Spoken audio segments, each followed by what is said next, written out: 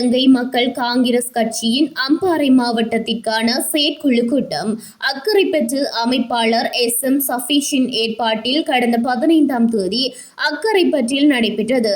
கட்சியின் அமைப்பாற்றலை வலுப்படுத்துவதும் மாவட்ட மட்ட அரசியல் செயற்பாடுகளை ஒருங்கிணைப்பதும் நோக்கமாக கொண்டு இந்த கூட்டம் ஏற்பாடு செய்யப்பட்டிருந்தது.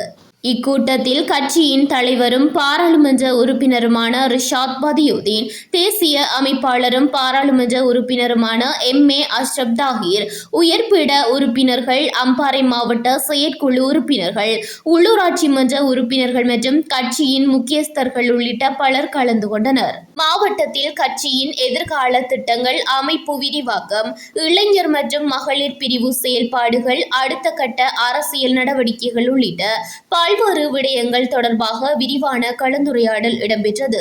மேலும் மக்களுடன் நெருக்கமான தொடர்பை பேணிக்கொண்டு மாவட்டத்தின் சமூக அரசியல் பிரச்சினைகளுக்கு தீர்வு காணும் வகையில் செயற்பட வேண்டிய அவசியமும் வலியுறுத்தப்பட்டது. கட்சியின் கொள்கை நோக்கங்களை மக்களிடையே விரிவுபடுத்தி அம்பாறை மாவட்டத்தில் கட்சியின் ஆதரவை அதிகரிக்கும் நடவடிக்கைகள் முன்னெடுக்க தீர்மானிக்கப்பட்டது.